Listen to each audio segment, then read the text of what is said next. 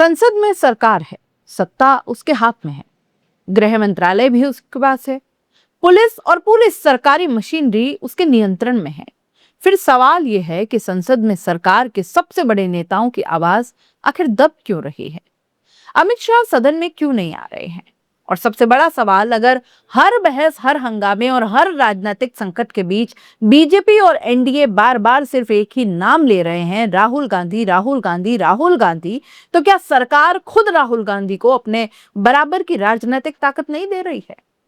यही वो सवाल है जिसने दिल्ली के सियासी गलियारों में हलचल जरा तेज करती है। और अब इसी के साथ एक और चर्चा ने जोर पकड़ लिया है। क्या नरेंद्र मोदी और अमित शाह के बीच सब कुछ वैसा ही है जैसा बाहर से दिखाई देता है, या फिर सत्ता के सबसे मजबूत माने जाने वाले इस जोड़े के बीच भी कोई ऐसा राजनीतिक तनाव है जिसकी भनक अब धीरे धीरे बाहर आने लगी? ध्यान रखिए, यह सवाल किसी एक विपक्षी नेता ने नहीं उठाया। कांग्रेस के वरिष्ठ नेता जयराम रमेश ने भी अमित शाह की संसद में गैर मौजूदगी को लेकर सवाल खड़े किए। हालांकि इन सवालों को फिलहाल राजनीतिक आरोप और चर्चा के तौर पर ही देखा जाना चाहिए, किसी प्रमाणित अंदरूनी विवाद के तौर पर नहीं। अब कहानी को जरा पीछे ले चलते हैं। संसद में विपक्ष लगातार गृह मंत्री अमित शाह के सदन में आने और बयान देने की मांग कर रहा है। उम्मीद थी कि सरकार की तरफ से गृह मंत्री सदन में आएंगे, बयान देंगे और विवाद पर अपनी बात रखेंगे, लेकिन ऐसा कुछ हुआ नहीं।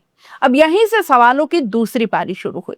जयराम रमेश ने आरोप लगाया कि तमाम राजनीतिक रणनीतियों और नैरेटिव बदलने की कोशिशों के बावजूद अमित शाह लोकसभा में दिखाई नहीं दिए, जबकि उनके नाम से सदन का कामकाज सूचीबद्ध था। उन्होंने यह भी सवाल उठाया कि आखिर लगातार कई दिनों से गृह मंत्री दोनों सदनों से दूर क्यों है। और फिर संसद के भीतर से एक और दिलचस्प घटनाक्रम सामने आया। उपराष्ट्रपति और राज्यसभा के सभापति सीपी राधाकृष्णन ने विपक्ष के हंगामे के बीच संसदीय कार्य मंत्री से कहा कि विपक्ष की भावना गृह मंत्री तक पहुंचाई जाए और गृह मंत्री को सदन में आने का आग्रह किया जाए। अब यहीं से राजनीतिक गलियारों में चर्चाओं का बाजार गर्म हुआ। कुछ लोगों की दलील यह है कि प्रधानमंत्री चाहते हैं कि अमित शाह खुद सदन में आए, बयान दें और मामला किसी तरह शांत हो। दूसरी तरफ सवाल उठ रहा है कि अगर सरकार सचमुच चर्चा के लिए तैयार है तो फिर गृह मंत्री सदन में क्यों नहीं दिखाई दे रहे? लेकिन यहाँ एक बात साफ साफ समझना जरूरी है, इन चर्चाओं का कोई स्वतंत्र प्रमाण सामने नहीं आया कि मोदी और शाह के बीच वास्तव में किसी तरह की कोई खटपट चल रही है। यह फिलहाल राजनीतिक अटकल और विश्लेषण का ही हिस्सा है, लेकिन असली कहानी शायद इससे कहीं ज्यादा दिलचस्प है, क्योंकि पूरा विवाद अब एक और बड़े राजनीतिक सवाल में बदल गया, राहुल गांधी। संसद में सत्ता पक्ष के सांसद लगातार राहुल गांधी से जवाब मांगते नजर आ रहे हैं, नारे लग रहे हैं, राहुल गांधी जवाब दो। विपक्ष और सत्ता पक्ष के बीच टकराव हुआ। सवाल यह है कि सरकार में बैठी पार्टी आखिर अपना पूरा राजनीतिक हमला एक ऐसे नेता के इर्द गिर्द क्यों केंद्रित करना चाह रही है जिसे वो खुद लगातार कमजोर बताती रही है। अब यही सबसे बड़ा राजनीतिक विरोधाभास है। अगर राहुल गांधी वाकई इतने कमजोर हैं तो उनका नाम बार बार क्यों लेना? अगर उनकी राजनीतिक हैसियत इतनी ही मामूली है तो सत्ता पक्ष के इतने बड़े नेता उनके खिलाफ मोर्चा क्यों खोल के बैठे हैं? और अगर संसद में सरकार बहुमत के साथ मौजूद है तो संसद के भीतर राहुल गांधी के नाम पर इतना टकराव आखिर किस बात का संकेत है? राजनीति में एक पुराना सिद्धांत है, जिस व्यक्ति पर आप लगातार हमला करते हैं, कई बार अनजाने में उसी व्यक्ति को सबसे ज्यादा राजनीतिक महत्व भी दे देते हैं। स्त्रोत में इसी संदर्भ में नरेंद्र मोदी के पुराने राजनीतिक उभार का उदाहरण दिया गया है कि किसी तरह लगातार राजनीतिक हमलों ने उनके नाम और छवि को राष्ट्रीय राजनीति के केंद्र में पहुंचाने में भूमिका निभाई। सवाल यही है, क्या बीजेपी भी राहुल गांधी के साथ अनजाने में वही गलती दोहरा रही है? क्योंकि जब सत्ता पक्ष का पूरा राजनीतिक विमर्श एक ही विपक्षी नेता के इर्द गिर्द घूमने लगे तो जनता के सामने स्वाभाविक सवाल खड़ा होता है, आखिर विपक्ष का वो नेता इतना इंपॉर्टेंट क्यों हो गया?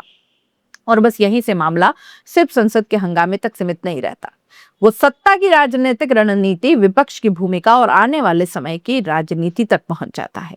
स्त्रोत में जंतर मंतर के घटनाक्रम को भी इसी बड़े राजनीतिक बदलाव के संदर्भ में देखा गया है और ये तर्क दिया गया कि उसके दूरगामी राजनीतिक प्रभावों का आकलन अभी पूरी तरह संभव नहीं है।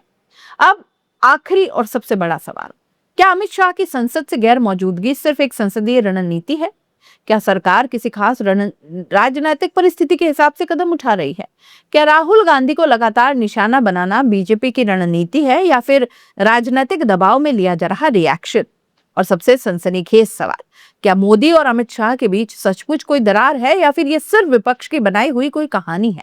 फिलहाल इसका कोई पक्का जवाब सामने नहीं है, लेकिन इतना जरूर है कि संसद में उठते सवाल, अमित शाह की गैर मौजूदगी और राहुल गांधी के नाम पर सत्ता पक्ष की लगातार आक्रामकता ने एक ऐसा राजनीतिक सस्पेंस पैदा कर दिया है जिसकी गूंज आने वाले दिनों में और तेज हो सकती है। फैसला आपको करना है, ये महज राजनीतिक रणनीति है या सत्ता के भीतर कुछ ऐसा चल रहा है जो अभी दिखाई नहीं दे रहा। अपनी राय कमेंट बॉक्स में जरूर लिखिएगा। जाते जाते चैनल को लाइक, शेयर और सब्सक्राइब जरूर कीजिएगा। नमस्कार।